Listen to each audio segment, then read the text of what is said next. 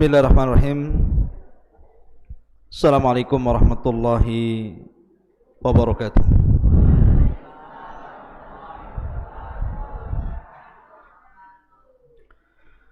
Bihamdillah wassalatu wassalamu ala rasulillah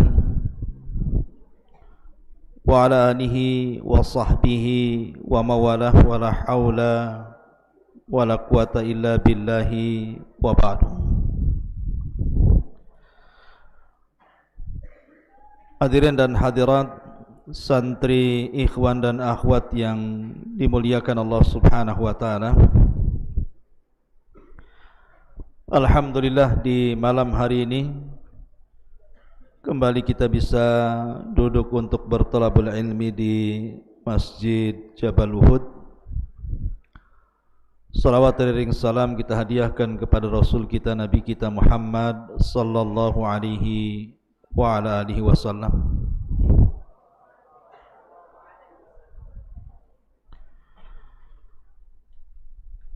Pembahasan di malam hari ini kita akan membahas tentang salah satu daripada khulafa'u rasyidin, manusia terbaik setelah Nabi sallallahu alaihi wasallam. Siapa? Abu Bakar As-Siddiq radhiyallahu anhu. Pembahasan di malam hari ini kita akan membahas siapa Abu Bakar As-Siddiq radhiyallahu anhu. Bagaimana dia bisa masuk Islam? Bagaimana dia bisa mengajak teman-temannya untuk masuk ke dalam Islam?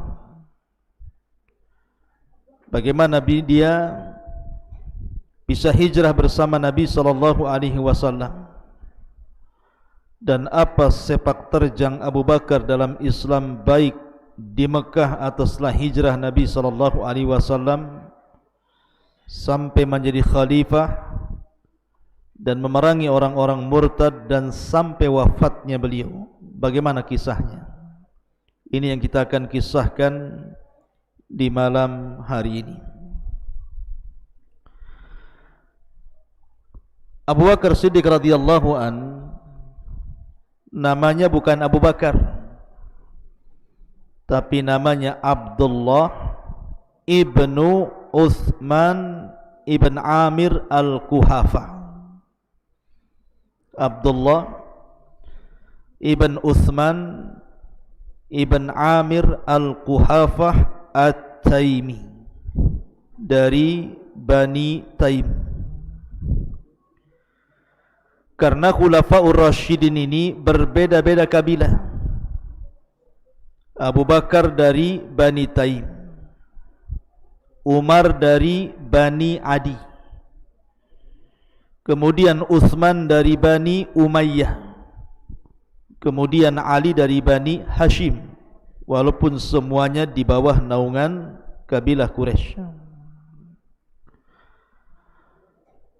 Bagaimana masa kecil Abu Bakar Siddiq radhiyallahu an? Ma'asyiral muslimin wal muslimat rahimani wa rahimakumullah. Abu Bakar itu tidak pernah mengenal menyembah berhala. Walaupun di zaman itu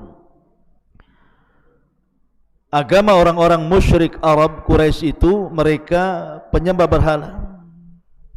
Padahal dulunya Arab itu agama tauhid di atas agama Ibrahim. Tapi setelah datang seorang laki-laki namanya Amr bin Luhai Al-Khuzai, Amr ibn Luhai, dialah yang merubah agama tauhid menjadi agama kesyirikan.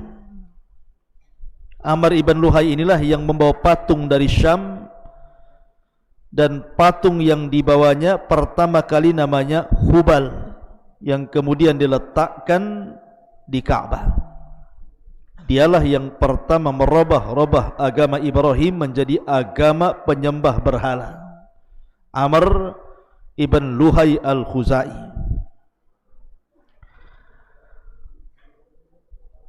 Sehingga ketika kesyirikan menyebar dan agama Ibrahim, agama tauhid sudah mulai surut, walaupun ada beberapa orang yang bisa dihitung dengan jari yang masih berpegang kepada agama Hanafiyah, sam'ah agama Ibrahim, tapi tidak banyak. Lah Abu Bakar Siddiq radhiyallahu an diajarkan oleh ayahnya dari kecil sudah disuruh menyembah berhala. Sampai ada kisah.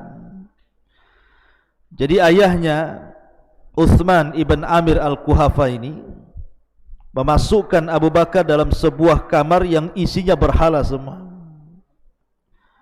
Maksudnya bapaknya supaya Abu Bakar itu mau belajar menyembah berhala. Ini Abu Bakar kecil nih. Ketika di ruangan berhala-berhala itu, justru Abu Bakar tidak mau menyembah berhala. Dia malah ngobrol dengan berhala. Dia mengatakan, wahai berhala, kalau engkau Tuhan, inni ja'i' fa'at'imuni. Saya lagi lapar, tolong datangkan makanan. Saya ingin makanan, sekarang lagi lapar ini. Wa inni atsh, dan saya lagi haus, atshan. Faksuni, maka berilah minuman kepadaku. Fa inni arin faksuni, dan saya ini tidak punya baju bagus, tolong sediakan baju yang bagus. Jadi Abu Bakar meminta kepada berhala untuk disediakan makanan, disediakan minuman, dan minta baju baru. Namanya patung mana bisa ngabulkan? Gerak saja pun tidak, berkedip pun tidak, dengar pun dia tidak. Ya patunglah, diam saja. Karena marah Abu Bakar Siddiq radhiyallahu an kecil ini, dia ngambil tongkat, dipukul satu-satu patung itu. Persis seperti kisah Ibrahim alaihi salatu wassalam yang menghancurkan patung-patung itu. Dari sini menunjukkan bahwa Abu Bakar tidak pernah menyembah berhala. Apalagi ketika Abu Bakar menginjak remaja, Abu Bakar itu tidak pernah mengenal khamar, walaupun di zaman itu khamar belum diharamkan. Tidak pernah mengenal perzinahan, tidak pernah mengenal kehidupan alam bebas layaknya anak-anak muda. Murni Abu Bakar itu terdidik di atas akhlak. Dan kabilahnya Bani Taim itu adalah kabilah yang suka memberikan diat kepada orang yang terkena kriminal pembunuhan. Jadi kalau orang membunuh dalam Islam qisas, kalau tidak diqisas maka bayar diat 100 ekor unta. Lah Abu Bakar Siddiq radhiyallahu an yang mengelola diat itu. Menunjukkan bahwa sebelum Abu Bakar masuk Islam pun sudah dermawan Abu Bakar itu. Lah Abu Bakar Siddiq radhiyallahu an terdidik menjadi pengusaha, karena memang orang-orang Arab itu sedari kecil sudah diajarkan dunia usaha, dunia dagang. Jadi mengalir di tubuh orang-orang Quraisy itu dunia perdagangan, termasuk Abu Bakar Siddiq radhiyallahu an. Makanya Abu Bakar Siddiq radhiyallahu an menjadi peniaga handal di zaman orang-orang Quraisy. Dari situlah dia belajar ansabul Arab, nasab-nasabnya orang Arab, dari kabilah ke kabilah Arab dia hafal nasabnya. Jadi kalau ada orang berselisih soal nasab, maka mereka akan datang kepada Abu Bakar, dan Abu Bakar akan menjelaskan nasabmu ini, keturunanmu ini, bapakmu ini, kakekmu ini, buyutmu ini. Jadi Abu Bakar itu alim tentang nasab Arab. Lah ketika Abu Bakar Siddiq radhiyallahu an sudah menjadi pengusaha, disinilah Abu Bakar kenal Nabi sallallahu alaihi wasallam sebelum diangkat menjadi nabi dan rasul. Karena Rasul pun pengusaha. Setelah menikah dengan Khadijah, dia kaya, jadi pengusaha, kenalah Abu Bakar dengan Nabi. Sehingga Abu Bakar itu kesana kemari terkadang bersama Nabi SAW melakukan safar dalam rangka berniaga ke Yaman atau ke Syam. Sehingga Abu Bakar tahu betul Nabi SAW sebelum diangkat menjadi Nabi dan Rasul, bagaimana akhlak Nabi.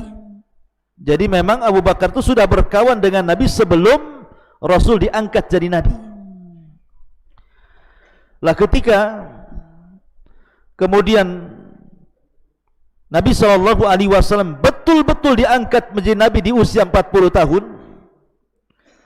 Kemudian keluarga Nabi sallallahu alaihi wasallam yang pertama kali masuk Islam adalah Khadijah, kemudian disusul dengan anak-anaknya, kemudian termasuk juga anak angkatnya Ali bin Abi Thalib dan Zaid ibn Harithah.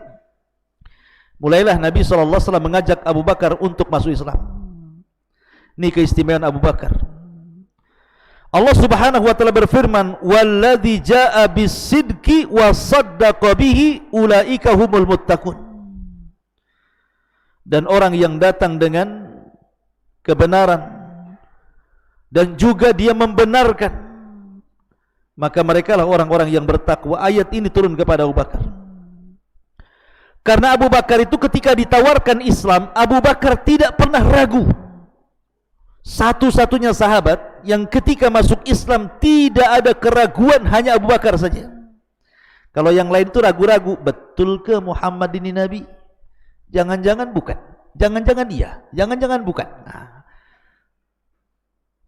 Jadi semua sahabat itu, mereka ketika masuk Islam itu masih menelisik Nabi, masih meneliti dulu. Tapi Abu Bakar tidak. Abu Bakar itu ketika ditawarkan Islam, langsung di hadapan Nabi sallallahu alaihi wasallam bersyahadat, asyhadu an la ilaha illallah wa asyhadu anna Muhammadar Rasulullah. Itulah hebatnya Abu Bakar Siddiq radhiyallahu anhu. Bukan hanya itu saja. Setelah Abu Bakar Siddiq radhiyallahu anhu masuk Islam, maka dia ingin menampakkan keislamannya. Makanya Abu Bakar itu dikenal dengan awal khatib, awal dai, awal pendakwah setelah Nabi sallallahu alaihi wasallam, sebelum ada sahabat yang berdakwah. Ketika Nabi sallallahu alaihi wasallam di permulaan dakwah, belum banyak orang yang mengikuti Islam. Rasul itu mendakwai orang pasar. Rupanya di pasar itu ada orang yang paling celaka dari orang-orang celakanya Quraisy itu. Namanya Uqbah ibn Abi Mu'aid. Uqbah ibn Abi Mu'aid. Dia ngajak geng-gengnya, kemudian mengeroyok Nabi sallallahu alaihi wasallam, seraya mendorong-dorong Nabi sallallahu alaihi wasallam hampir terjatuh. Datang Abu Bakar Siddiq radhiyallahu anhu dari kejauhan menolong Nabi sallallahu alaihi wasallam. Dan Abu Bakar mengatakan, "Ataqtulu rajulan yaqulu rabbi Allah." Kenapa kalian hendak membunuh orang yang mengucapkan Rabb kami Allah? Ketika Abu Bakar membela Nabi sallallahu alaihi wasallam, maka Uqbah mengajak kawan-kawannya berbalik memukuli Abu Bakar sampai pingsan. 3 hari 3 malam tidak sadar Abu Bakar gara-gara dipukuli orang-orang kafir Quraisy karena membela Nabi sallallahu alaihi wasallam. Coba bayangkan orang berdakwah seperti ini. Kalau sekarang ada dai dipukuli, resign jadi dai. Ya. Ini Abu Bakar Siddiq radhiyallahu an betul-betul membela Nabi SAW sampai ketika siuman, ibunya Abu Bakar Ummul Khair takut dengan anaknya, sehingga kemudian dia menawarkan agar Abu Bakar itu makan, minum obat. Tapi Abu Bakar tidak mau. Dan kalimat yang pertama kali diucapkan dari siuman, apa kata Abu Bakar? Mahalun Nabi sallallahu alaihi wasallam. Bagaimana kondisi Nabi? Karena sebelum pingsan Abu Bakar, ketika itu kondisinya sedang membela Rasul dan Rasul sedang dikeroyok. Maka yang pertama kali diucapkan, kaifa halun Nabi? Bagaimana kondisi Nabi? Ibunya tidak tahu siapa Nabi yang dimaksud Abu Bakar Siddiq radhiyallahu anhu. Akhirnya kemudian Abu Bakar minta kepada Ummul Khair ibunda dan juga budaknya Ummu Jamil supaya dipapahnya Abu Bakar ke rumah Nabi sallallahu alaihi wasallam. Setelah berjumpa dengan Rasul, maka Abu Bakar senang karena Rasul tidak ada apa-apa, maksudnya sehat-sehat saja. Maka Abu Bakar pun senang sekali melihat kondisi Rasul. Kata Abu Bakar kepada ibunya, "Wahai ibunda, ini Rasulullah, masuklah kau ke dalam Islam." Maka disitulah Ummul Khair kemudian masuk Islam pertama dalam keluarga Abu Bakar setelah Abu Bakar Siddiq radhiyallahu an, kemudian disusul dengan kerabat-kerabatnya. Makanya ini keistimewaan Abu Bakar, tidak ada yang seluruh keluarganya masuk Islam di zaman itu kecuali keluarga Abu Bakar. Ibunya masuk Islam, ayahnya masuk Islam, seluruh anaknya masuk Islam, cucunya juga masuk Islam, kerabat-kerabatnya masuk Islam. Tidak ada satu keluarga yang masuk Islam kecuali keluarga Abu Bakar. Dan ini keistimewaan Abu Bakar luar biasa. Kalau yang lain kadang-kadang suaminya masuk Islam, istrinya tidak. Orang tuanya masuk Islam, anaknya tidak. Anaknya masuk Islam, orang tuanya tidak. Tapi Abu Bakar mengajak semua keluarganya, dan ini misdak firman Allah Azza wa Jalla, ku anfusakum wa ahlikum nar. Jaga diri kalian dan keluarga kalian dari api neraka, seperti Abu Bakar Siddiq radhiyallahu an. Lah ketika Abu Bakar Siddiq radhiyallahu an sudah mulai berdakwah kembali, maka Abu Bakar melihat banyak budak-budak yang lemah itu disiksa. Dia melihat Abdullah ibn Fuhairah budak disiksa, dia melihat Zunairah disiksa, dia melihat Bilal disiksa, dia melihat Khabbab disiksa. Maka Abu Bakar Siddiq radhiyallahu anhu perhatikan kenapa mereka disiksa. Rupanya budak-budak ini disiksa karena mereka masuk ke dalam agama Rasul. Maka Abu Bakar tidak tahan dan kasihan dengan mereka. Akhirnya kemudian Abu Bakar pun memerdekakan Abdullah ibn Fuhairah, memerdekakan Zunairah, memerdekakan Bilal ibn Rabah, memerdekakan budak-budak yang lainnya, sampai budak yang dimerdekakan Abu Bakar itu mencapai 10 budak di zaman permulaan Islam. Ini ayahnya bingung sama Abu Bakar. Ayahnya kan masih kafir, belum masuk Islam, karena ayahnya masuk Islam ketika Fatu Mekah. Dia mengatakan, wahai anakku Abu Bakar, kalau kau ingin memerdekakan, carilah budak-budak yang kuat supaya bisa membelamu. Masa budak-budak yang lemah kau merdekakan, buat apa, katanya. Tapi Abu Bakar Siddiq radhiyallahu an mematahkan hujah ayahnya Abu Quhafah dan mengatakan, a'taqtuhum liwajhillah. Aku memerdekakan mereka wahai ayahku karena wajah dari Allah, karena mengharap wajah Allah Subhanahu wa taala. Dari sini turun suratul Lail ayat 17 sampai 21. Wa sayujannabuhal atqa alladhi yu'ti ma lahu yatazakka wa ma li ahadin 'indahu min ni'matin tuzza illa ibtigha'a wajhi rabbihil a'la wa la sawfa yarda. Ayat ini turun kepada Abu Bakar, dan Allah akan menjauhkan Abu Bakar dari api neraka karena dia sudah menginfakkan hartanya untuk membersihkan jiwa, dan dia tidak ingin mendapatkan balasan kecuali dari Allah Subhanahu wa taala, dan kelak Allah akan menerima dan meridai Abu Bakar Siddiq radhiyallahu anhu, dan dia akan mendapatkan keridhaan itu, wala saufa yarda. Lihat, ini Abu Bakar Siddiq radhiyallahu anhu. Tapi di zaman itu ikhwan, lain dengan di zaman sekarang. Orang berdakwah itu ditekan di zaman itu, diintimidasi, diancam, dimusuhi. Pokoknya gerak dakwah itu disempitkan. Sampai akhirnya Abu Bakar ini manusia bukan malaikat. Kalau ditekan seperti itu, dia pun sempit. Rasanya Mekah yang luas itu kayak sempit kali untuk beribadah kepada Allah Azza wa Jalla. Akhirnya Abu Bakar pun niat untuk hijrah, untuk cari tempat beribadah kepada Allah dan tidak diganggu siapapun. Maka Abu Bakar pun menyiapkan perbekalannya di atas unta. Kemudian dia berjalan keluar dari Mekah. Rupanya di tengah jalan berjumpa dengan orang yang namanya Ibnu Dighinnah. Siapa? Ibnu Dighinnah namanya. Ibnu Dighinnah ini orang kafir, tapi dia baik. Dia mengatakan kepada Abu Bakar, hei Abu Bakar, kamu mau kemana? Disangkanya Abu Bakar mau jualan, mau berniaga ke Syam. Kata Abu Bakar, yabna Dighinnah, inni muhajirun ilallah. Saya ingin hijrah menuju Allah. Saya ingin pergi dari Mekah. Saya ingin cari daerah yang tidak ada siapapun mengganggu ibadah antara diriku dengan Allah. Kata Ibn Dighinnah, wahai Abu Bakar, orang sepertimu tidak layak keluar dari Mekah dan tidak layak dikeluarkan dari Mekah. Mithluka ya Abu Bakrin la yakhruj wa la yukhraj. Orang sepertimu tidak boleh keluar dari Mekah, apalagi diusir dari Mekah. Kalau mereka orang-orang itu menyakitimu wahai Abu Bakar, kata Ibn Dighinnah, aku yang akan melindungimu. Inni jiwarun laka, aku yang akan melindungimu wahai Abu Bakar. Pulang kau ke rumah. Maka Abu Bakar balik lagi ke rumahnya karena sudah mendapatkan perlindungan dari Ibn Dighinnah, salah satu tokoh Quraisy, walaupun dia kafir tapi baik. Maka mulailah Abu Bakar agak tenang karena sudah ada pelindung. Maka dia coba membuat musola di samping rumahnya. Dia solat di luar rumah. Ketika Abu Bakar solat, banyak anak-anak kecil nonton. Ditonton sama anak-anak.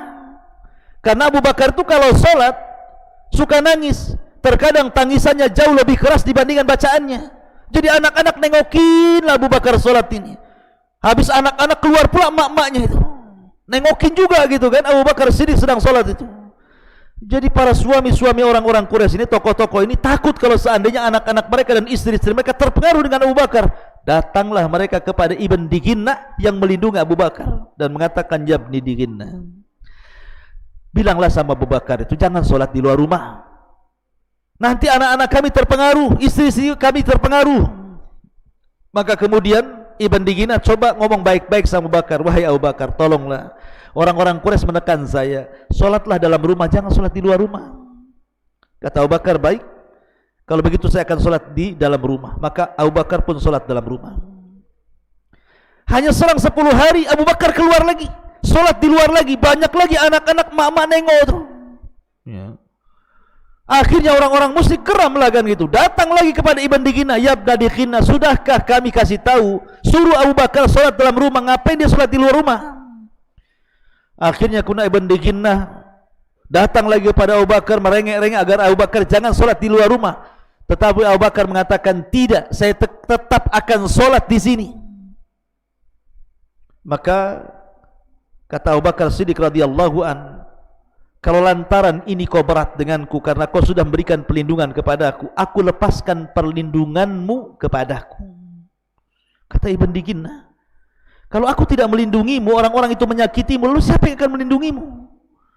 Maka Abu Bakar mengatakan, inni jiwarun ilallah, aku punya pelindung Allah subhanahu wa ta'ala. Idza pergi kau ya Ibn Diginna. Lihat bagaimana Abu Bakar Siddiq radhiyallahu anhu ketangguhannya. Makanya ketika Ali radhiyallahu an menjadi khalifah di Kufah, Ali ditanya, ya khalifatal Islam, wahai Ali, siapa asyja'un nas, orang yang paling berani di zaman Nabi SAW itu? Karena Ali itu kan pemberani orangnya, disangkanya Ali akan mengatakan saya. Rupanya Ali mengatakan Abu Bakar orang yang paling berani katanya. Kemudian Ali menceritakan bagaimana Abu Bakar keberaniannya ketika membela Rasul sampai dipukuli sampai pingsan. Kata Ali radhiyallahu an, aku tidak pernah melihat orang seberani Abu Bakar Siddiq radhiyallahu an. Memang orangnya berani Abu Bakar. Padahal Abu Bakar itu kurus. Kalau pakai celana itu melorot terus. Karena kurus. Ya, makanya kadang-kadang dia isbal, ditarik lagi isbal, ditarik lagi gitu ya. Maka Abu Bakar takut kalau dia termasuk orang sombong. Rasul, apakah saya termasuk orang sombong karena saya ini kurus gitu. Kadang-kadang kalau lupa dia mengangkat sirwalnya, kemudian melorot, tertutupilah mata kakinya sehingga jadi isbal. Tapi berusaha diangkat lagi. Apakah saya termasuk orang sombong wahai Rasul? Kata Nabi, bukan. Lasta minal khuyala, kau tidak termasuk orang sombong. Baik, ma'asyiral muslimin wal muslimat, santri ikhwan dan akhwat yang dimuliakan Allah Azza wa Jalla. Lah Abu Bakar Siddiq radhiyallahu an ketika dia sudah tidak tahan di Mekah, dia izin kepada Rasul, Rasul, kayaknya saya harus hijrah. Kata Rasul, tunggu dulu. Datang lagi Rasul, saya kayaknya harus hijrah. Kata Rasul, tunggu dulu. Karena ketika itu banyak para sahabat yang hijrah. Hijrah ke mana? Pertama hijrah ke Ethiopia, ke Habasyah. Dan para sahabat hijrah ke Ethiopia 2 kali. Baru terakhir ke Madinah 3 kali. Jadi hijrahnya para sahabat 3 kali. Ke Habasyah 2 kali, yang terakhir ke kota Madinah dan tidak pernah keluar dari Madinah. Jadi melihat kawan-kawannya hijrah, Abu Bakar pengen juga lah hijrah. Karena ingin tenang beribadah kepada Allah Azza wa Jalla, tapi ditahan-tahan sama Nabi. Rupanya ada maksud.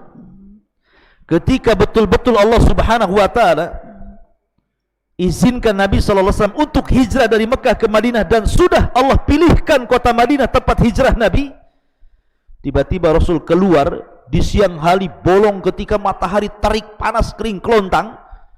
Dia datang menemui Abu Bakar Siddiq radhiyallahu anhu, dan orang Arab jarang keluar di waktu itu karena panas.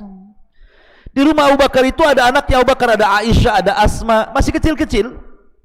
Kata Nabi SAW, sebaiknya anak-anakmu suruh keluar dulu lah. Kata Abu Bakar, enggak apa-apa, mereka anak-anakku, mereka sudah masuk Islam, ngomong saja wahai Rasul. Kata Nabi SAW, ya Abu Bakrin, innallaha qad adina li bil hijrah. Wahai Abu Bakar, Allah sudah izinkan aku hijrah. Kata Abu Bakar, as-suhbatu suhbatu ya Rasulullah. Rasul, apakah saya akan menemani hijrahmu? Apakah saya akan menemani hijrahmu?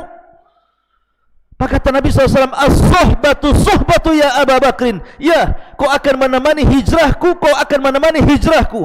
Tiba-tiba Abu Bakar saking bahagianya menangis. Kata Aisyah radhiyallahu anha, anaknya melirik Abu Bakar, demi Allah aku tidak pernah melihat orang sebahagia bapakku dalam kondisi bahagia dia bisa menangis. Jadi orang kalau bahagia sampai menangis itu berarti bahagia sekali gitu maksudnya. Karena biasanya orang bahagia itu tertawa, ini malah menangis kan itu ya. Berarti kalau orang bahagianya full berarti bisa menangis itu biasanya ya. Kalau antum menangis bukan bahagia, sedih kan itu. Akhirnya kemudian Abu Bakar Siddiq mempersiapkan untuk perbekalan hijrah. Disediakan 2 unta besar dengan seluruh hartanya Abu Bakar dan emas. Emasnya kan Abu Bakar kan tujarul zahab, dia penjual emas, dia peniaga emas. Jadi semua emasnya dibawa, semua hartanya dibawa, dijadikan dua unta, satu untuk dia, satu untuk Nabi SAW. Mendengar ayahnya Abu Bakar, Abu Quhafa, bahwa Abu Bakar membawa semua hartanya, dia mulai galau tuh. Mana anak ini? Masa hartanya mau dibawa semua? Ya. Lah Abu Quhafa itu kan sudah tua buta lagi bapaknya Abu Bakar itu. Dia panggil cucunya Asma, kesini kamu. Maka datanglah Asma. Apa betul bapakmu membawa harta semuanya untuk perjalanan hijrah dia dengan si Muhammad itu? Asma cerdas, dia ingin menangkan kakeknya. Diambilnya karung, dimasukkannya kerikil, dibawanya ke hadapan bapaknya. Ah, pegang Pak, ini emas semua. Nama orang buta, ya kan? Ini tengok emas semua. Bapakku tidak meninggalkan emas, ada semua di rumah ini. Alhamdulillah katanya. Orang buta ya, dibego-begoin dia. Ya. Ma'asyiral muslimin yang dimuliakan Allah Azza wa Jalla. Akhirnya Abu Bakar pun hijrah bersama Nabi. Ya. Berdua bersama Nabi sampai Allah Subhanahu wa taala katakan tsaniyasnaini idh huma fil ghar. Ketika Abu Bakar Siddiq bersama Nabi SAW berangkat waktu itu, maka Nabi SAW menjadikan Abu Bakar sebagai teman hijrahnya. Tapi Rasul selama 3 hari belum keluar dari Mekah. Ini siasat Rasul. Dan dalam peristiwa hijrah ini, yang sangat berjasa adalah keluarga Abu Bakar. Semua keluarga Abu Bakar berjasa dalam hijrah ini. Pertama Asma bintu Abi Bakar. Yang kedua Abdurrahman ibn Abi Bakar. Yang ketiga budaknya Abu Bakar yang dimerdekakan, Abdullah ibn Fuhairah. Itu berjasa sekali bagi perjalanan hijrah Nabi SAW. Jadi Rasul itu punya siasat, dan Abu Bakar tidak langsung berangkat ke Madinah, tetapi sengaja bersembunyi di Mekah selama 3 hari, biar orang-orang Mekah menyangka bahwa Rasul dan Abu Bakar sudah berangkat ke Madinah, sehingga mereka mengejar ke Madinah.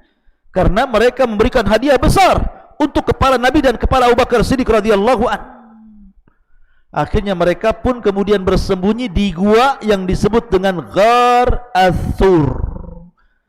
Gua Thur. Kalau tempat turunnya wahyu, gua Hira. Kalau tempat sembunyinya Rasul dengan Abu Bakar namanya gua Thur. Disitulah 3 hari Rasul dan Abu Bakar bersembunyi di gua itu.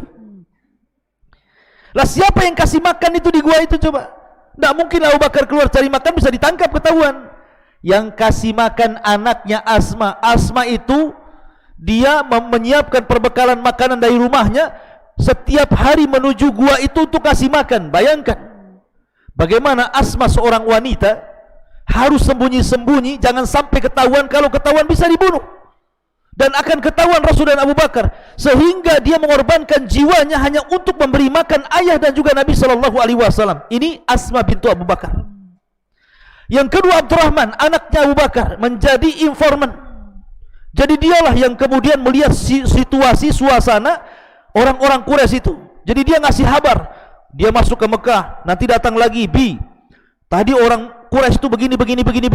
Di zaman itu tidak ada HP, ya. Kalau ada HP dari Mekah kan ngomong, orang-orang Quraisy lagi ini, saya lagi OTW, bisa aja kalau pakai handphone kan. Zaman dulu mana ada pakai handphone. Sehingga Abdurrahman pun kalau mau ngasih informasi ke Nabi dan juga Abu Bakar ayahnya itu harus sembunyi-sembunyi, jangan sampai ketahuan. termasuk budaknya Abu Bakar namanya Abdullah ibn Fuhairah, pura-pura jadi penggembala kambing di bawah gua. Jadi kalau ada orang datang diisyaratkan, oh ada orang datang. Jadi Nabi dah persiapan dengan Abu Bakar itu. Sampai suatu ketika betul-betul ada sebagian pasukan kecil yang sampai ke gua itu. Maka Abdullah ibn Fuhairah mengisyaratkan bahwa di atas gua itu ada pasukan Abu Jahal. Abu Bakar sudah duk gitu. Kalau seandainya dia selonjorkan kakinya nampak dari atas, sehingga Abu Bakar gemetar ketakutan, bukan ketakutan kepada dirinya, bagaimana keselamatan Rasul. Tapi Rasul tenang, justru menenangkan Abu Bakar Siddiq dan mengatakan, ya Abu Bakrin la tahzan, innallaha ma'ana. Abu Bakar jangan sedih, jangan takut, Allah sama kita. Kalau Allah sama kita, apa yang harus takut lagi? Tidak perlu takut kecuali kepada Allah subhanahu wa ta'ala. Baru setelah 3 hari, maka Nabi SAW dan Abu Bakar menggunakan khirrit. Khirrit itu artinya penunjuk jalan. Namanya Abdullah ibn Uraikid. Catat, Abdullah ibn Uraikid. Dia orang kafir, tapi orang yang amanah. Dialah yang menunjuki jalan Nabi dan Abu Bakar menuju kota Madinah dengan berbeda jalur dari jalur yang biasa ditempuh orang-orang dari Mekah ke Madinah. Berhari-hari dari mulai Nabi SAW hijrah itu sampai ke kota Madinah. Bayangkan, itu akhtarul hijrah fil alam. Sebahaya-bahaya hijrah di alam semesta. Jauh lebih bahaya dibandingkan hijrahnya Ibrahim dari Irak ke Syam. Jauh lebih bahaya daripada hijrahnya Nabi Lut. Jauh lebih bahaya dibandingkan hijrahnya Nabi Musa dari Mesir ke Palestina. Pokoknya hijrahnya Nabi itu disebut akhtarul hijrah, sebahaya-bahaya hijrah. Tidak ada yang lebih bahaya dibanding hijrahnya Nabi dan Abu Bakar. Di tengah jalan habis bekal, pengen minum, pengen makan. Berjumpalah sebuah tenda di tengah padang pasir. Rupanya pemilik tenda itu namanya Ummu Ma'bad. Suaminya lagi nggak ada, lagi pergi. Maka Abu Bakar dan juga Rasul singgah di kemahnya Ummu Ma'bad itu. Karena tengok kambingnya kurus-kurus, nggak ada yang bisa diperah gitu ya. Maka di sini tampak mujizat Nabi. Diambilnya kambing yang kurus, telah diizinkan oleh Ummu Ma'bad, diusap susunya oleh Rasul, tiba-tiba penuh air susu sehingga ketika diperah banyak air susunya. Ini mujizat Rasul. Ya. Antum jangan coba-coba diusap-usap susu kambing, nggak akan ada susunya itu. Karena tidak punya mukjizat. Rasul punya mukjizat. Akhirnya setelah penuh, Rasul menawarkan Abu Bakar, "Ishrab ya Abu Bakrin." Minum wahai Abu Bakar. Kata Abu Bakar, "Bal ishrab anta ya Rasulullah." Bahkan engkau yang minum wahai Rasul. Maka Rasul minum. Kata Abu Bakar, "Minum lagi wahai Rasul." Minum lagi Rasul. Minum lagi sampai 3 kali. Apa kata Abu Bakar? "Wallahi inni ra'aitun nabiyya sallallahu alaihi wasallam yashrab, thumma yashrab hatta rawaituhu." Kata Abu Bakar, demi Allah aku melihat Rasul minum, kemudian minum, kemudian minum, hilang pula dahaga saya. Siapa yang minum, siapa yang hilang dahaganya? Bayangkan, Nabi yang minum, dia yang hilang dahaganya. Karena cintanya kepada Nabi SAW. Kalau kita nengok orang minum kan, klak, klak, klak, klak, kapan bagian saya, kapan bagian saya, kan gitu ya. Ini Abu Bakar, aku melihat Rasul minum, minum, minum, sampai aku hilang hausnya katanya. Luar biasa Abu Bakar Siddiq radhiyallahu anhu. Sampai akhirnya Abu Bakar pun sampai di kota Madinah. Ma'asyiral muslimin wal muslimat, santri ikhwan dan akhwat yang dimuliakan Allah Azza wa Jalla. Sesampainya di kota Madinah, maka Abu Bakar Siddiq radhiyallahu anhu memainkan peran dakwahnya. Memainkan peran dakwahnya di kota Madinah. Maka Abu Bakar menampakkan akhlak setelah akhlak Nabi SAW, sehingga banyak orang tertarik masuk Islam karena melihat akhlak Abu Bakar Siddiq radhiyallahu anhu. Luar biasa akhlaknya Abu Bakar itu. Dia tunjukkan bagaimana ibadahnya di hadapan para sahabat sebagai percontohan bagaimana manusia terbaik setelah Nabi SAW. Sampai suatu ketika Rasul itu sedang berceramah seperti ini. Kata Rasul, "Siapa yang hari ini puasa?" Tidak ada yang berdiri kecuali Abu Bakar. "Ana ya Rasulullah." "Siapa yang hari ini mengunjungi orang sakit?" Tidak ada yang berdiri kecuali Abu Bakar. "Saya ya Rasulullah." "Siapa yang hari ini memberi makan fakir dan miskin?" Tidak ada yang berdiri kecuali Abu Bakar. "Saya ya Rasulullah." Kata Rasul, "Siapa yang hari ini mengikuti jenazah?" Tidak ada yang berdiri kecuali Abu Bakar. Subhanallah, dalam satu hari Abu Bakar berpuasa, memberi makan fakir miskin, mengunjungi orang sakit, mengantarkan jenazah ke kuburan. Kata Rasul, tidaklah dalam satu hari terkumpul 4 perkara ini illa dakhalal jannah, kecuali dia masuk surga. Itulah Abu Bakar. Abu Bakar luar biasa. Fa idza faraghta fansab. Kalau selesai mengamalkan sebuah amalan, dia berpindah kepada amalan yang lain. Itulah Abu Bakar Siddiq radhiyallahu anhu. Sampai suatu ketika Abu Bakar pernah bertengkar dengan orang Yahudi, dengan orang kafir. Ketika orang kafir ini mengatakan innallaha salisu salasah, katanya Allah itu satu di antara 3, sama orang Nasrani. Ditempelenglah orang ini. Kemudian akhirnya orang ini datang kepada Nabi mengadu, Rasul, ini Abu Bakar nempeleng saya. Ya. Kata Abu Bakar, ya saya tempeleng karena dia mengatakan innallaha salisu salasah, katanya. Kemudian kata Abu Bakar, ya memang saya betul, jujur Abu Bakar. Tapi ketika kemudian kata Rasul, betul kau mengatakan seperti itu kepada orang kafir? Enggak, saya enggak mengatakannya, bohong dia karena tidak ada saksi masalahnya.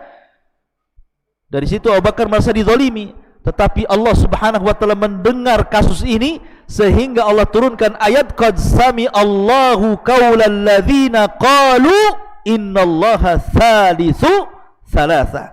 Sungguh Allah telah mendengar orang yang mengucapkan kalimat sesungguhnya Allah satu di antara 3 Tuhan. Ma'asyiral muslimat, ma'asyiral muslimin ya wal muslimat rahimani wa rahimakumullah. Baik, kemudian kisah Abu Bakar juga. Abu Bakar itu ikhwan, kebiasaan dia adalah suka bersedekah. Sampai suatu ketika Umar itu cemburu dengan Abu Bakar. Gimana caranya supaya amalan saya bisa mengejar amalan Abu Bakar? Jadi ketika ada perang Tabuk nih, perang Tabuk itu kan tidak bisa ditempuh jalan kaki, apalagi lawannya Romawi, masalahnya harus pakai kuda pacu. Sementara pasukan miskin tidak punya kuda. Maka Nabi SAW berceramah tentang pentingnya infak. Kata Umar, ini kesempatan saya menandingi Abu Bakar. Datang dia kepada Rasul, Rasul, aku punya separuh harta, ku infakkan hartaku di jalan Allah, ambil. Kata Nabi SAW, ya Umar, wa ma abqaita li ahlik, lalu apa yang kau sisakan kepada keluargamu? Kata Umar, tenang Rasul, masih separuhnya lagi ada. Disangkanya Umar itu sudah menang, dia sudah menafkahkan separuh hartanya. Saya hari ini bisa mengejar kebaikan Abu Bakar. Rupanya esok hari Abu Bakar datang kepada Rasul dan mengatakan, ya Rasulullah, semua hartaku ambil. Kata Rasul, ya Abu Bakrin, ma abqaita li ahli. Abu Bakar, kalau kau infakkan semua hartamu, nanti apa nasib keluargamu? Kata Abu Bakar, mungkin kalimat ini biasa bagi dia, tapi luar biasa bagi kita. Abqaituhum lillahi walir rasul, aku sisakan mereka kepada Allah dan Rasulnya. Kata Umar, aduh kalah lagi aku, katanya. Disangkanya Umar menang untuk menandingi Abu Bakar. Sampai suatu ketika Nabi SAW berjalan nih, Rasul, Abu Bakar, Umar pulang dari safar. Tiba-tiba kemudian lewat di Masjid Nabawi. Kemudian di balik tembok itu, di balik dinding itu ada orang yang ngaji. Rupanya yang ngaji itu Abdullah bin Mas'ud radhiyallahu anhu yang kunyahnya Ibnu Ummi Abdin. Suara Abdullah bin Mas'ud sangat indah sekali. Tiba-tiba kata Abu Bakar, kata Rasul, tunggu dulu Abu Bakar, Umar, kita dengarkan dulu, ini suara siapa yang ngaji ini? Indah sekali suaranya Abdullah bin Mas'ud itu. Selesai dia membaca Quran, maka Nabi SAW mengatakan kepada Abu Bakar dan Umar, wahai Abu Bakar, wahai Umar, man arada an yasma'al Qur'ana ghaddan tariyan falyasma' ala ibni ummi abdin. Abu Bakar, Umar, kalau engkau ingin mendengar bagaimana suara Al-Quran saat diturunkan Jibril kepadaku, aku dengar suaranya Ibnu Ummi Abdin, maksudnya Abdullah ibn Mas'ud. Para sahabat itu, kalau ada sahabat yang lain dipuji Rasul, artinya berada di atas kesenangan, maka mereka ikut senang. Senang di atas kesenangan orang. Kalau zaman sekarang enggak senang di atas kesusahan, kan itu. Kawannya susah, alhamdulillah. Kawannya senang, kenapa kau tak susah, katanya. Kan begitu ya. Jadi para sahabat itu enggak, kalau sahabatnya senang-senang dia. Umar nih pagi-pagi buta datang ke rumah Ibnu Mas'ud. Selamat wahai Ibnu Mas'ud. Ada apa Umar? Nabi kemarin ngomong, suaramu indah, suaramu disejajarkan dengan Jibril. Tapi Abdullah bin Mas'ud biasa-biasa saja. Kata Umar, kenapa kamu biasa-biasa saja? Aku sudah menghabarkan berita gembira dari Nabi SAW. Aku sudah pagi-pagi buta datang kemari. Kata Abdullah bin Mas'ud, iya, karena barusan Abu Bakar datang ngasih tahu hal yang sama. Ya aku biasa-biasa saja karena sudah tahu dari Abu Bakar. Kata Umar, kalah lagi aku, katanya.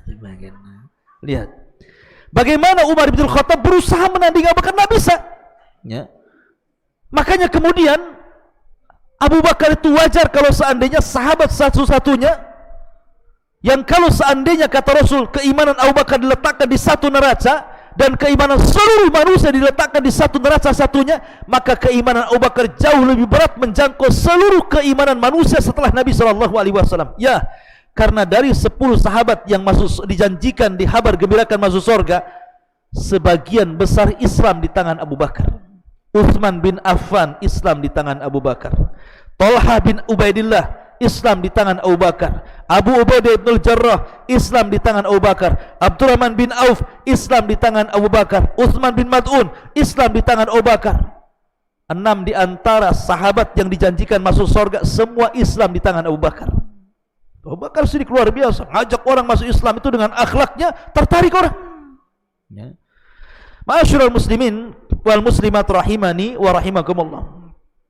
Makanya wajar kalau Rasul itu suka dengan Abu Bakar ketika Amr bin As bertanya kepada Rasul, siapa laki-laki yang paling kau cintai dan siapa wanita yang paling kau cintai? Kata Rasul, adapun perempuan Aisyah, adapun laki-laki bapaknya, maksudnya Abu Bakar Siddiq radhiyallahu anhu. Taib. Tetapi tentu kebersamaan Nabi SAW bersama Abu Bakar baik sebelum diangkat jadi Nabi, setelah diangkat jadi Nabi, kemudian menjadi sahabatnya ketika hijrah bersama Rasul. Kemudian saat peperangan Abu Bakar tidak pernah resign dari peperangan. Semua peperangan Nabi diikuti Abu Bakar. Sampai akhirnya Nabi SAW tepat di hari Senin tanggal 12 tahun 11 Hijriah bulan Rabiul Awal, Nabi SAW meninggal dunia. Ketika Nabi SAW meninggal dunia, semua sahabat tidak yakin dan tidak percaya. Umar sampai sesumbar, siapa yang mengatakan Nabi mati ku penggal lehernya. Saking tidak yakinnya dengan Nabi. Tapi Abu Bakar menangkan para sahabat. Lihat bagaimana Abu Bakar kebijakannya, naik di atas mimbar. Ketika para sahabat mereka sedih, tidak ada yang bisa bangun, tangisan terus-terusan karena melihat bagaimana dan mendengar Rasulullah SAW sudah tidak ada lagi. Tapi Abu Bakar tegar membuat para sahabat istiqomah di atas Islam dan mengatakan, ya ayyuhan nas, man kana minkum ya'budu Muhammadan fa inna Muhammadan qad mat wa man kana ya'budu Allah fa inna Allah hayyun la yamut. Manusia, kata Abu Bakar, kalau kalian menyembah Muhammad, Muhammad sudah mati. Tapi kalau kalian masih menyembah Allah, Allah tetap zat yang tidak pernah mati dan akan tetap hidup. Sudah, ini sudah takdir Allah. Nabi SAW meninggal dunia. Maka sejak itulah akhirnya Nabi SAW ketika meninggal di hari Senin dan dikebumikan di hari Rabu, disitulah terjadi cekcok antara para sahabat karena orang-orang Ansar sudah mulai mengangkat Sa'd bin Ubadah untuk menjadi khalifah pengganti Rasul. Abu Bakar datang dengan Umar dan Abu Ubaidah menuju para pembesar Ansar dan mengatakan, jasad Nabi belum dikubur, kalian sudah sibuk memilih pemimpin. Kemudian Abu Bakar Siddiq radhiyallahu menjelaskan bahwa kepemimpinan itu ada di tangan orang-orang Quraisy, bukan di tangan kalian. Nahnu ulat wa antum wuzara, kamilah pemimpin, kalian menteri-menterinya. Itu Nabi yang mengatakan seperti itu. Maka orang-orang Ansar sadar. Akhirnya Abu Bakar memegang tangan Umar dan tangan Abu Ubaidah, kemudian diangkat, pilih dua orang ini siapa yang layak menjadi pemimpin, baiat dua-duanya. Umar bingung, dia tiba-tiba diangkat tangannya. Sementara selama masa hidup Rasul, Umar tidak pernah mampu menjangkau kebaikan Abu Bakar. Langsung dia tarik tangannya dan mengatakan, aku tidak akan menjadi khalifah kalau ada rakyatku namanya Abu Bakar. Gak mau saya. Gak mau dia. Lihat, orang dulu kalau disuruh jadi presiden tak mau. Orang sekarang, saya saja yang jadi presiden, kau jangan katanya. Coblos saya, yang itu jatuhkan saja balehonya. Orang sekarang, orang dulu tidak. Ya. Pada narik tak mau, kalau dijadikan pemimpin pada nggak mau. Umar nggak mau saya jadi pemimpin. Kalau ada rakyat namanya Abu Bakar, Abu Ubaidah nggak mau. Akhirnya Umar bin Khattab langsung mengambil tangan Abu Bakar, ubayyuka ya Abu Bakrin, kamu yang jadi khalifah, aku berbaiat kepadamu. Ketika Umar pegang tangannya Abu Bakar berbaiat, disusul Abu Ubaidah, disusul orang-orang Ansar baiat khusus. Akhirnya manusia sepakat baiat umum, menjadikan Abu Bakar menjadi khalifatul Islam yang pertama kali setelah Nabi SAW. Wajar. Kenapa? Karena isyarat kekhalifahan Abu Bakar sudah ada sejak Rasul SAW hidup. Apa isyaratnya? Ketika Rasul sakit. Ketika Rasul SAW sakit, Nabi meminta kepada Aisyah agar Abu Bakar menggantikan imamnya. Ya Aisyah, muru abaka bi an yusalliya bin nas. Hei Aisyah, kasih tahu tuh bapakmu Abu Bakar, aku lagi sakit, tak bisa jadi imam. Biar dia jadi pengganti imam dalam solat. Kata Aisyah, jangan wahai. Bapakku itu baka, orangnya suka nangis. Nanti kalau sholat dia tangisannya lebih kencang dibandingkan bacaannya. Umar saja wahai Rasul. Kata Rasul, tidak mau. Muru Abu Bakrin bi an yusalliya binas. Saya maunya Abu Bakar. Perintahkan dia imami manusia sholat. Gantikan aku, kata Rasul. Oh, akhirnya Abu Bakar pun terpaksa karena permintaan Rasul. Rupanya Rasul sudah mengisyaratkan bahwa Abu Bakar akan menjadi khalifah sepeninggalnya karena sudah menjadi imam bagi seluruh para sahabat dalam sholat, maka dia layak menjadi imam bagi negaranya. Jadi syaratnya sudah ada. Suksesi kepemimpinan Abu Bakar itu ketika menjadi imam sholat sesakitnya Nabi SAW. Akhirnya jadi khalifah. Masalahnya ikhwan, di akhir-akhir wafatnya Rasul, 2-3 tahun sebelum wafatnya Rasul, terjadi kegoncangan. Banyak orang-orang yang ngaku Nabi palsu. Di situ muncul Al-Aswad Al-Ansi dari Yaman, ngaku Nabi palsu. Kemudian muncul Musailamah Al-Kadzab dari Bani Hanifah Yamamah. Kemudian muncul Tulaihah Ibn Khuwailid Al-Asadi. Kemudian muncul Nabi perempuan lagi, ngaku-ngaku Nabi perempuan, namanya Sajah bintul Harith. Jadi di akhir-akhir hayat Rasul bermunculan tuh Nabi-Nabi palsu. Kenapa muncul di akhir-akhir sebelum wafatnya Nabi? Coba. Karena di zaman periode Mekah sebelum hijrahnya Rasul, tidak ada orang berani ngaku Nabi. Rasul itu selama di Mekah dan berdakwah mengajak manusia ke dalam tauhid, tidak ada satupun orang yang ngaku Nabi. Kenapa? Risikonya berat kalau ngaku Nabi. Karena Nabi saja bagaimana coba? Difitnah, dicaci, dimaki, diintimidasi, bahkan diancam akan dibunuh macam-macam. Jadi orang takutlah ngaku Nabi. Ya. Ketika periode Madinah juga sama, tahun pertama, tahun kedua, tahun ketiga, tahun keempat, kelima, keenam sampai ketujuh. Setelah Islam kuat, Mekah sudah dikuasai, Madinah sudah dikuasai, Islam sudah menyebar, Rasul diagungkan, dicintai. Oh, enak juga jadi Nabi ya.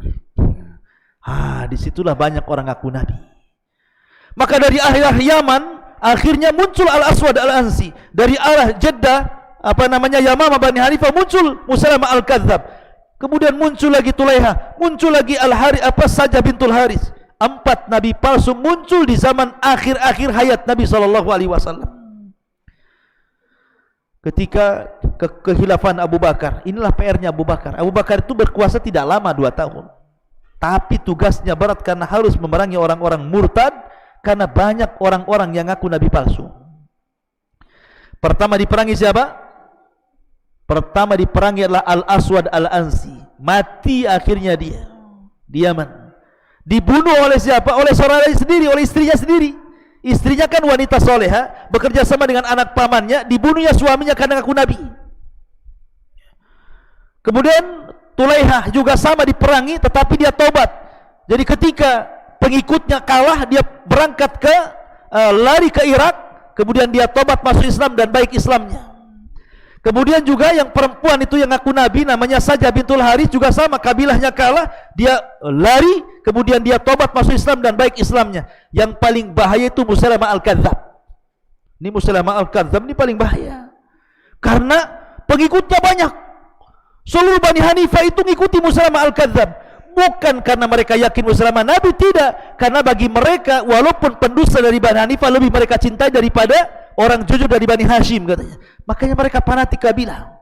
Dari situlah maka Abu Bakar mempersiapkan pasukan dipimpin Khalid ibn Walid untuk membunuh Musailamah Al-Kadzab dan menumpas seluruh para pengikutnya. Karena Musailamah Al-Kadzab ini, ikhwan, dia dikuatkan oleh seorang yang dulunya bekas sahabat Nabi, walaupun riwayat ini sebagian ulama mengatakan tidak benar, batil gitu, fi nazar, tapi kisahnya disebutkan dalam tarikh-tarikh ketika bicara tentang tarikh Nabi. Jadi ada orang namanya Rajal ibn Anfawah. Rajal ibn Anfawah namanya. Rajal ibn Anfawah ini dia sahabat Nabi, konon seperti itu. Dia belajar Al-Quran dari Ubay bin Ka'ab, akhirnya menjadi penghafal Quran, hafal Quran, pakar Quran, dan orang saleh. Suatu ketika dia duduk bersama Abu Hurairah, bersama sahabat yang lainnya, hanya beberapa orang dari kalangan qurra, ahli, pakar-pakar Quran dan juga yang lainnya. Kata Rasul, tiba-tiba mengatakan, di antara kalian, kata Rasul, ada yang giginya seperti gunung Uhud dan akan masuk jahanam. Abu Hurairah kaget, lirik-lirikan lah, siapa nih giginya kayak Jabal Uhud nih, kayak gunung Uhud nih. Karena Rasul mengatakan di antara kalian akan ada yang masuk jahanam dan giginya sebesar gunung Uhud, katanya. Lirik-lirikan nih Abu Hurairah nih. Jangan kamu, siapa ini? Sampai Abu Hurairah ketakutan. Rupanya yang dimaksud sabda Rasul adalah Rajal ibn Anfawah, karena satu majlis dengan Abu Hurairah. Dan dia dari Bani Hanifah, dari kabilahnya Musailamah Al-Kadzab. Ketika Rasul mengutus dia untuk berdakwah kepada Bani Hanifah, dia bagus, mengajarkan Quran macam-macam. Ketika Rasul sudah meninggal, Abu Bakar pun masih mengutus dia untuk menasihati Musailamah Al-Kadzab. Ketika dia menasihati Musailamah Al-Kadzab, dirayu sama Musailamah, wahai Rajal, kalau engkau mau mengatakan aku Nabi setelah Muhammad, ku berikan kau kedudukan menjadi wazirku, menjadi menteriku, katanya. Mikir dia jadi menteri, murtad dia. Akhirnya ikut Musailamah Al-Kadzab Rajal ibn Anfawah ini, padahal pakar Quran. Ya. Sekali lagi riwayat ini batil, cuman saya kisahkan sebagai pengetahuan. Ya. Akhirnya kemudian Abu Bakar mengutus Khalid bin Walid untuk mengepung Musailamah Al-Kadzab, maka terjadilah pengepungan yang disebut dengan Hadiqatul Maut namanya, kebun kematian. Itulah kisahnya kematian Musailamah Al-Kadzab. Karena Musailamah Al-Kadzab ini sudah melampau, di zaman Nabi saja dia nyurati Nabi. Isinya, wahai dari Musailamah, dari Bani Hanifah tertuju kepada Muhammad SAW, nabinya ummiyin, katanya. Gini sajalah, aku nabi bagi daerahku, kau nabi bagi daerahmu, katanya. Kata Nabi SAW, aku tidak akan berikan kekuasaan kenabian, walaupun ketika itu Rasul pegang siwak, walaupun aku harus berikan siwak, saya tidak akan kasih siwak kepada dia. Apalagi kekuasaan dalam kenabian, karena tidak ada nabi sepeninggalku. Maka disitulah Nabi menjuluki Musailamah dengan sebutan kadzab di belakangnya. Maka disebut Musailamah Al-Kadzab, pendusta. Lah ketika itu Nabi SAW, walaupun demikian ikhwan, Rasul tidak langsung memerangi Musailamah Al-Kadzab. Masalahnya ada kisah. Amr bin As ini belum masuk Islam, karena dia masuk Islam bersama Khalid belakangan, dan dia kawannya Musailamah Al-Kadzab. Jadi Amr bin As ini kan bertandang tuh ke rumah Bani Hanifah Musailamah Al-Kadzab, namanya kawan. Kata Musailamah, Amr, kau kan dekat tuh rumahnya dengan Nabi, kira-kira yang terakhir yang diwahyukan Jibril kepada si Muhammad itu apa? Katanya. Kata Amr bin As, aku pernah mendengar, karena orang Arab kan jago menghafal syair, disangkanya Quran syair. Yang pernah aku dengar yang terakhir kali adalah alam tara kaifa fa'ala rabbuka bi ashabil fil alam yaj'al qaidahum fi tadlil wa arsala alaihim taran ababil tarmihim bi hijaratin min sijil fajalam kasbi ma'kul, katanya. Ini yang terakhir saya dengar, katanya. Kata Musailamah, iya, semalam Jibril datang juga kepadaku, katanya. Dia mewahyukan dengan wahyu yang sama. Kalau itu suratul fil, maka saya suratul difdah, surat kodok, katanya. Itu surat gajah. Ini surat kodok pula dia sampai kepadaku, katanya. Kata Amr bin As, gimana tuh surat kodok tuh, katanya. Kata Musailamah Al-Kadzab, Jibril telah mewahyukan kepadaku, Allah berfirman, ya Difda binta Difda'aini niki mata niki fa inna a'laki fittini wa asfaluki fil ma. Hei kodok, anak putra dari ibu dan bapak kodok, silahkan mengodok katanya, karena paling tinggi hidupmu di atas tanah, paling rendah hidupmu di air, silahkan mengodok katanya. Ini surat kodok pula, satu surat fil, satu surat kodok ya. Kata Amr bin As, ini Amr bin As ini belum masuk Islam, masih musyrik, tetapi dusta itu aib bagi bangsa Arab. Makanya dia mengatakan, wallahi ya Musailama inni ra'aituka lakadzib. Demi Allah, wahai Musailama, aku lihat kau ini pendusta, kau bukan nabi lah kayaknya. Ini sama-sama kawan, dibilang pendusta. Ya, karena nabi itu bukan pengakuan. Nabi itu bukan pemilihan presiden, dipilih oleh rakyat, si anu jadi nabi. Tidak ya. Pemimpin itu ada dua, ada yang dipilih Allah, tidak dipilih rakyat. Nabi itu tidak dipilih rakyat, Allah yang milih. Kalau presiden, dia dipilih rakyat ya. Tapi nabi itu Allah yang pilih. Tidak bisa mulai sama ngaku-ngaku nabi, Allah tidak memilih dia ya. Jadi akhirnya Musailama merangkai-rangkai wahyu, macam-macam rangkaian. Ya namanya orang merangkai ya. Dan kalau saya ceritakan bagaimana wahyu Musailama itu semua berkaitan dengan makanan. Suka kuliner mungkin Musailama al-Kadzdzab tuh. Masyaallah muslimin wal muslimat yang dimuliakan Allah. Akhirnya Abu Bakar mengutus pasukan mengepung Hadiqatul Maut itu, kebun kematian. Maka Musailamah pun meninggal di tangan siapa? Wahsy, budaknya Hindun yang pernah membunuh Hamzah. Karena dia pernah bersumpah, dulu aku pernah membunuh orang yang paling dicintai Nabi Hamzah, dan sekarang aku harus membunuh orang yang paling dibenci Nabi Musailamah al-Kadzdzab. Ma'asyiral muslimin wal muslimat rahimani wa rahmatullah.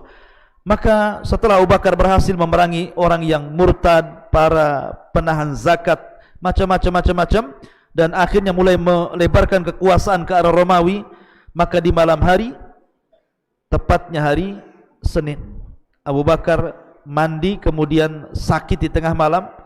Dia bertanya kepada Aisyah, dulu Nabi itu meninggal hari apa? Hari Senin.